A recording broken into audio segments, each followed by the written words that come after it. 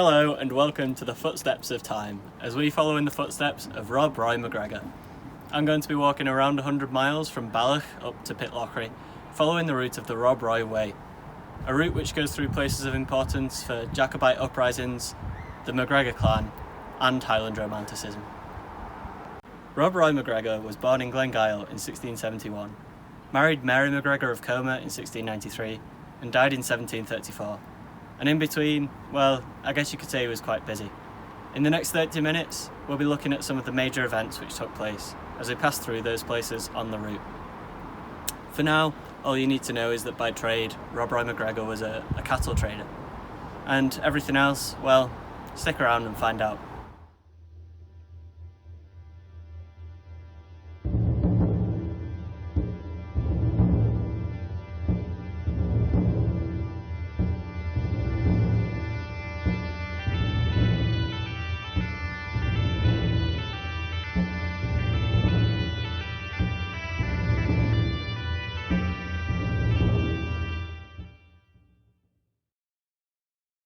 So we're starting our trip in Balloch at the southern tip of Loch Lomond.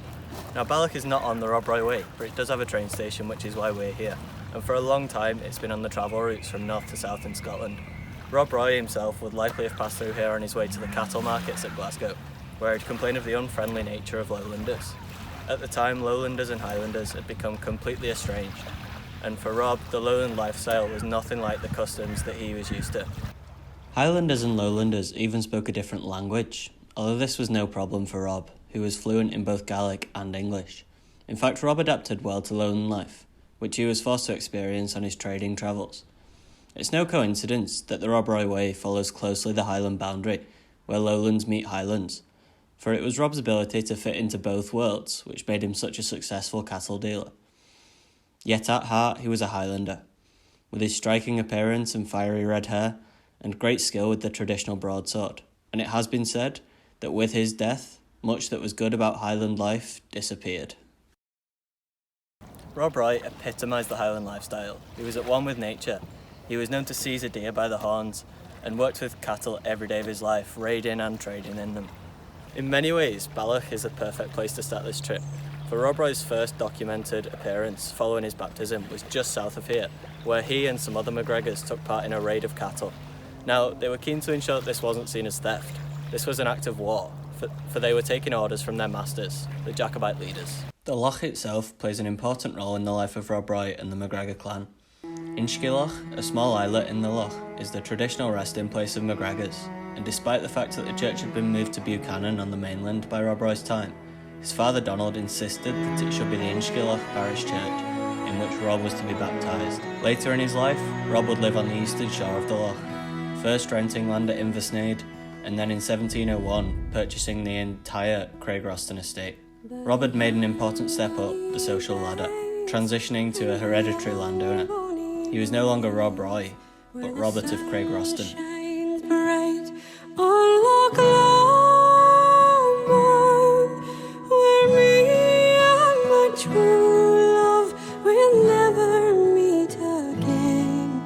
On the bonny, bonny banks of Loch Lomond.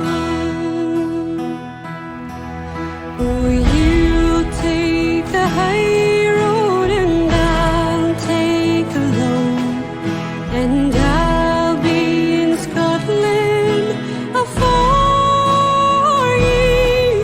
For me and my true love will never meet again. On the bonny, bonny banks of Loch Lomond. Rob might have lived happily on the banks of Loch Lomond for the rest of his life, rearing, trading and occasionally stealing cattle. But for one event and one man whose influence and personal vendetta against Rob led to him becoming one of the most sought after outlaws in the whole of Scotland. In the grounds of these woods behind me stood the old Buchanan house, the former seat of James Graham, the first Duke of Montrose. Every good hero story needs its villain, and in James Graham, Rob certainly found one. The pair had a working relationship, with Rob Roy successfully trading Montrose's cattle, and both men gaining financially. But in 1711 things turned sour.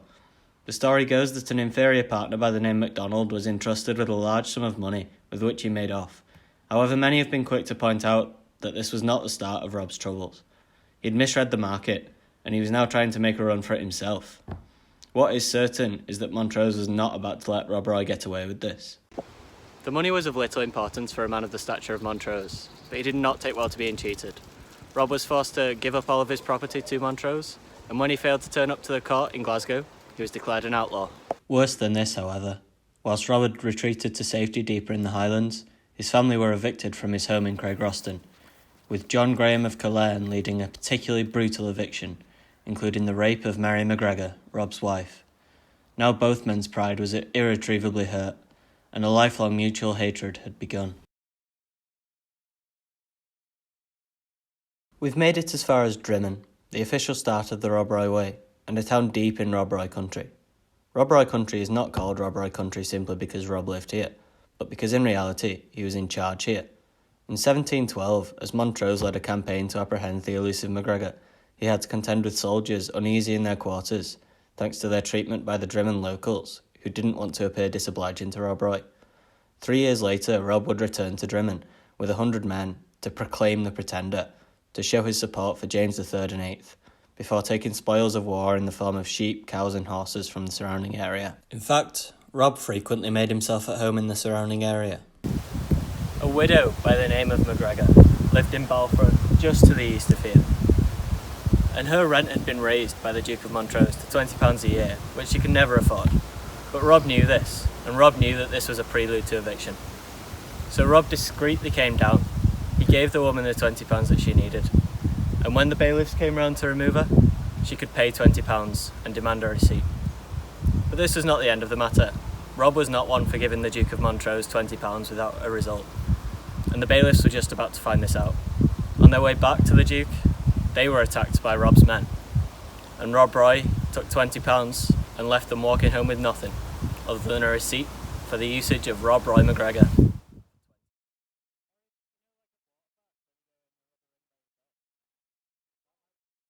We've come down to the water of Kelty, and it was just downstream from here in the former village of Chapellara that Rob Roy MacGregor pulled off one of his most daring and famous schemes. This time it was not cattle that he was thieving, but a man, one of Montrose's men. John Graham of Killearn, no less, the man who had raped his wife.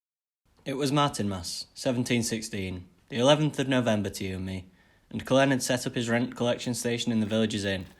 After a successful day of collection, Killearn set about enjoying the customary hospitality provided by the Duke of Montrose, with some of the district's more substantial tenants. There are conflicting stories detailing how Rob Roy appeared. Some say that he crept up on Killearn and snatched him. Others say that MacGregor's men surrounded the inn. But my favourite story is that Rob Roy MacGregor marched into the inn, a piper playing before him, and sat down enjoying the evening's entertainment. Once he'd done with the entertainment, he told his piper to strike up a tune, and that was a signal for his men to come in. Killearn had nowhere to go. The atmosphere must have been tense anyway. He knew Rob Roy was planning something, and now he was to be taken north, and that's where we're going. The next town on the route is Aberfoyle, a town which was important for different reasons throughout the life of Rob Roy MacGregor. It was from Aberfoyle that Rob Roy first led a band of MacGregors to do a cattle raid down in the lowlands. His target, Sir Alexander Livingston, a rebel in the eyes of Jacobites, for he turned to the government forces. And rumour has it that King James III and VIII, as the Jacobites saw him, had given licence to raid Whig cattle traders, but there's no proof of this. But Rob Roy made it very successful. He used all of his skills, and using the flat of the sword, made sure that no one died in his first raid.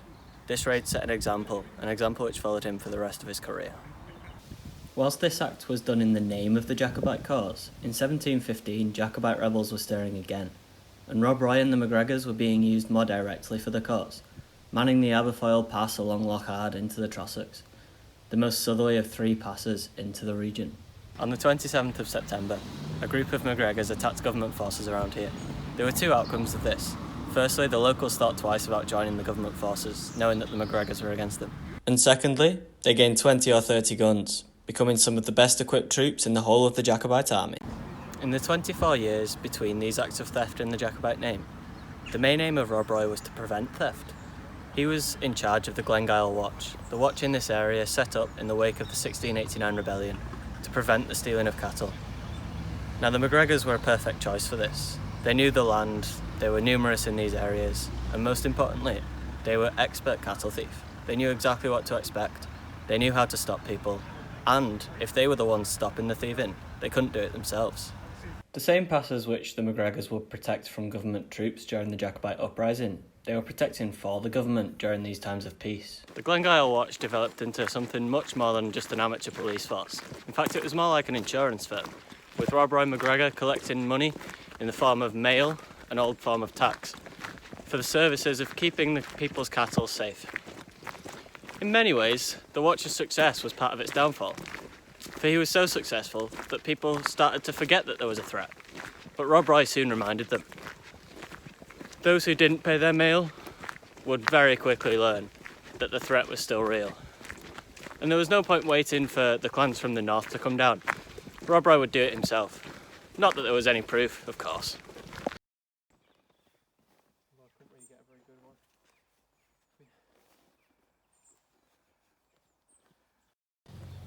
We're not far from Callander now, the birthplace of Rob Roy's father Donald, and a traditional rendezvous point for the MacGregor clan. It's also another path into the Trossachs. And if you go west from here along Loch Vanacca, Loch Katrine, and eventually get to the tip of Loch Lomond. Now Loch Katrine is very important for Rob Roy's story. He was born on the banks there in the village of Glengyle. He escaped there following being outlawed. And remember Killearn, who was kidnapped? He was taken to an island in the middle of there. It was to the Isle of Eilean in Loch Katrine that he was taken. The ransom Rob demanded of Montrose was huge. He demanded £3,000 in addition to the rents he had already collected during the kidnap, as compensation for having his houses on the banks of Loch Lomond burnt, as well as the promise of Montrose that he would not try and prosecute Rob Roy in the future, and would cancel all outstanding debts Rob owed. In fact, it has been suggested that Rob's demands were so high that his aim wasn't really to have the deal accepted, but simply to embarrass Montrose, and to show that this part of the country didn't truly belong to Montrose. In these lochs and glens, Rob Roy was king. As for Killearn, well, he must have feared for his life at the hands of Rob Roy MacGregor, but somewhat bizarrely, after 5 days, Rob let him go, sent him back to Montrose. Rob took a stance against those in power who he saw as persecuting him, but now he had control and Killearn was helpless. It didn't seem as easy or as necessary to take revenge. Besides, imagine a great personal rivalry coming to an end because the other man just didn't care anymore, because you were so insignificant. By letting Killearn go, Rob damaged his most prized possession, his pride. Rob had won. I must admit, when I first started researching for this trip, I looked at the towns and villages on the route and looked what Rob Roy MacGregor did there.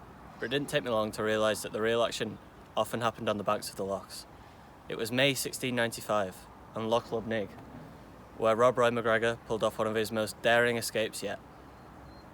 It was May 1695, and Lord John Murray, the Duke of Atholl and Secretary of State for Scotland, had sent an expedition to apprehend Rob.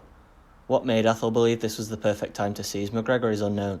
Perhaps he'd been slowly gathering evidence and now felt there was enough. But Atholl had long been awaiting this opportunity, since MacGregor had taken a flock of sheep from his land, which, combined with his Jacobite sympathies and growing influence of the Glengyle Watch, made Rob Roy target enough. Rob, for once, was caught unawares by Atholl's troops, and was out of his home before any of his supporters could react, and suddenly putting his mind to work thinking of an escape plan. It was along the banks of this loch that Rob made his move. In those days, the track was very narrow, and his guards had to ride single file. Rob did everything he could to spread this line out further, feigning poor horsemanship, and in pretending to clutch at the horse, scratched and nipped the skin. This made the horse bolt around a bit. The guards were scared. They didn't want to fall into the loch, so they gave him room, and that was fatal. Rounding a corner, Rob suddenly burst into action. He sprang from his saddle, grabbed onto the ledge above, and pulled himself up using 2 clumps of heather. No one knew what to do. The guards couldn't follow him, they couldn't get up there. Rob was an absolute brute of a man, and had pulled himself up somewhere impossible. By the time the guards had got up the bank, and were looking for him, he'd circled round to the base of Loch Lubnaig, crossed it, and was on his way home to Balchidder. It was not just the terrain which helped Rob Roy around these parts.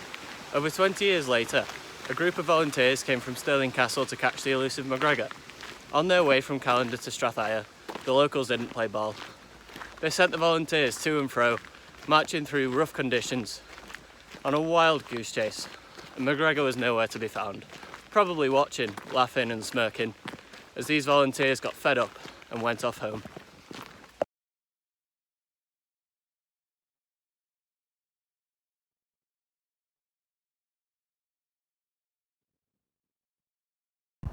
Behind me is Balchwyder, which Nigel Trantner describes as a place of cheerful anarchy during the time of Rob Roy. Of course, that made it perfect for him, and he had two houses in the glen behind me, one at Monaghail and one at Inverloch Beg. No constables, sheriff officers, or other minions of authority would dare to penetrate so far into Balchwyder to meet Rob Roy. And that's why he was safe there. And indeed, he's buried there. So we're going to go up and have a look. So we're just now at the eastern tip of the Balchwyder Glen. Balchwyder is mainly off that way, but you can just see behind me the route that the government troops would have taken every time they came up to try and capture Rob Roy. And you can see from here that the houses nearby would have been able to give Rob Roy warning when they saw troops coming up. Rob's first property was on the northern banks of this glen, at Monaghail, rented for him by his father. There was a biography of Rob Roy written in the 1820s, which said that he moved there to live a quiet and unimportant lifestyle, but that's not really the case. At Monaghail, he was only 8 miles away from Glengyle and the centre of the Clan MacGregor's activities. That's only an hour by Highland Pony, and he was very much part of the everyday running of the clan. Perhaps more importantly though, was Rob's property at the end of this glen, at Inverloch Beg, where he lived out the later years of his life and eventually died. It must be remembered that most of the time, Rob Roy was just a cattle trader. His excursions and clan activities, and even Jacobite uprisings, they were all just sort of part-time employment. He lived with cattle, traded and dealt in cattle, and at Inverloch Beg he had the perfect place to do so. Whilst at Inverloch Beg, Rob ruled effectively as an unofficial chieftain in Balchwyder. He was aided by the respect of all those in the glen who helped him evade capture repeatedly, and he repaid them with kindness and protection. Despite the safety afforded to him in Balchwyder, in April 1717, Rob was captured by Montrose's men. They got him early in the morning while he was asleep and unarmed in front of his fireplace, and they took him south quickly before anyone else in Balchwyder could get wind of it and stop it. He was being taken over the River Forth and made one of his most famous escapes, which would put him down in folklore history. There's two versions of what might have happened. Firstly is that he was being guarded by a man called James Stewart. Rob had helped James in the past and convinced him on their journey to let him escape. The second version is perhaps more dramatic and perhaps a little less likely. The story goes that Rob had a scianod, an armpit knife, which had evaded detection when he was searched and all of his other weapons removed. As he was freed a little to cross the ford, he used it, cutting his shackles free and ducking underwater to evade the guards. He was a free man once more, and back to Balchwyder for him. Rob saw out his final days at Inverloch Beg, at the end of this glen. Against all odds, he'd survived his swashbuckling lifestyle to die of natural causes. Ever attuned to the nature around him, Rob knew his time was up, announcing from his sickbed, "It's all over. Put me to bed. Call the piper. Let him play Chachi Mitay. I return no more."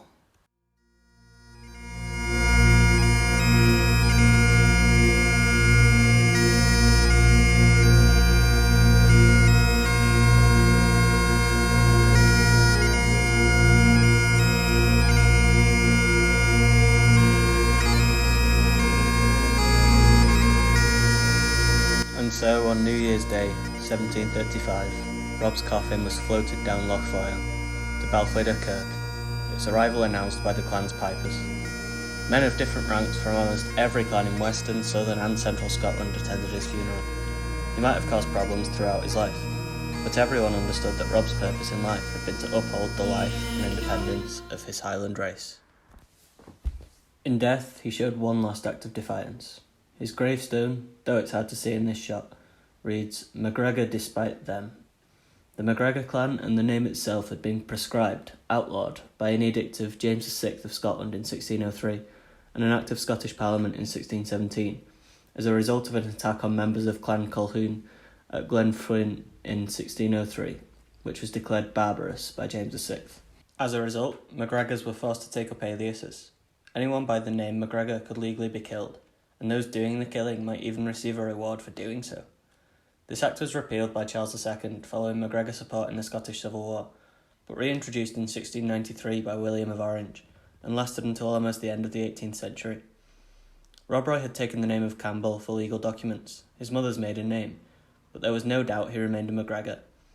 And on any unofficial documents, when he signed Jacobite bonds, or on his receipts which tormented the Duke of Montrose, and on his gravestone, he proudly boasted his true name and allegiance. So we've reached the end of Rob's life, but not the end of the walk, and as the way continues we come across more locations important to the legend of Rob Roy MacGregor. Behind me is Loch Earn, the banks of which played host to yet another ambush in the eventful life of Rob Roy MacGregor. This time the man he was saving was a fellow MacGregor who'd been arrested for illegally possessing firearms. In traditional Rob Roy style, the dragoons guarding the prisoner MacGregor were left unarmed but unhurt. The only harm that came to any of them was their leader, who was court-martialed on his return to Stirling Castle.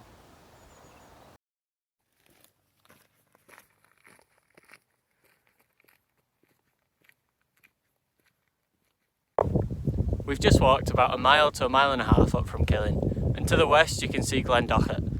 Glendochart is one of the glens through which Rob Roy would have herded his cattle, especially after his outlaw and his escape up north.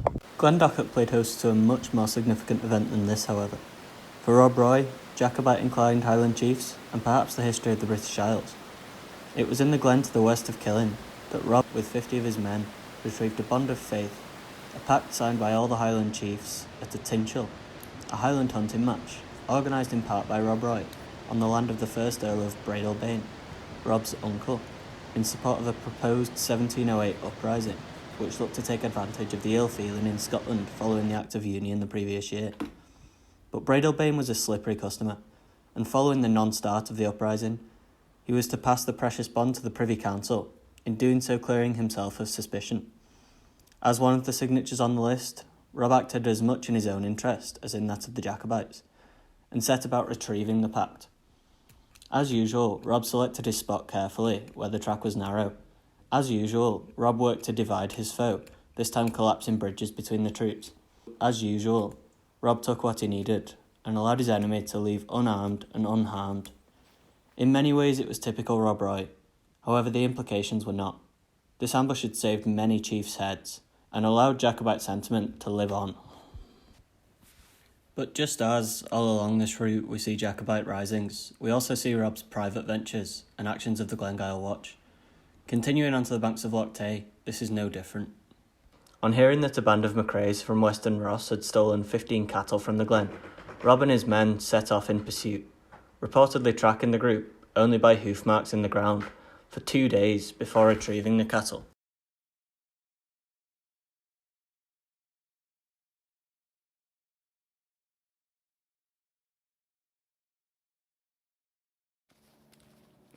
And so the trip makes one final descent into Pitlochry, the finish line.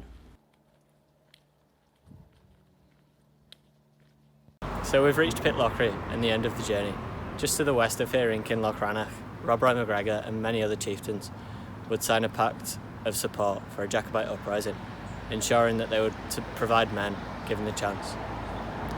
Just north of here is Killiecrankie, where a very important battle took place in 1689, which the Jacobites won, but it also ended their rising. But they're not on the Rob Roy way, and that's why we're here.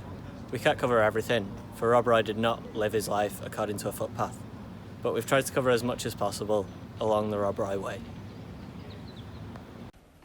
And what a journey it's been. Just over 100 miles in 5 days, almost 3,000 metres climbed. If you're also planning to follow in the footsteps of Rob Roy, make sure to plan for what you're capable of each day. The Highlands, as ever, continue to amaze. Every corner brings a new, absolutely stunning view, and it's part of the world which simply never grows old. Thank you so much to everyone who supported this idea, and thank you for watching.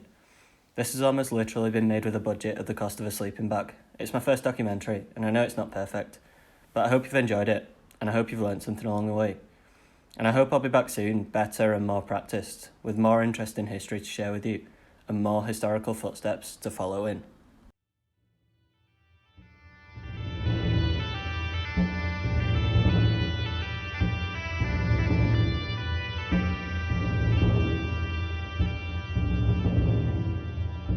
The moon's on the lake and the mist's on the brae, and the clan has a name that is nameless by day.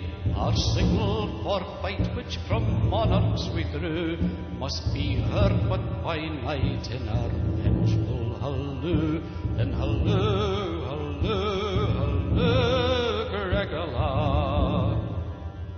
If they rob us of name and pursue us with beagles, give the roots to the flame and the flesh to the eagles. Then gather, gather, gather, gather, gather, gather, while there's leaves in the forest and foam on the river. MacGregor, despite them, shall flourish forever.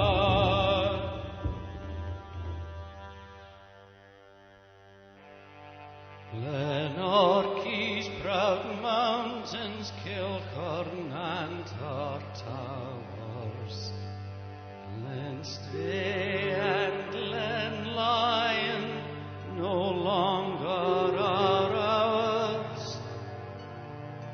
We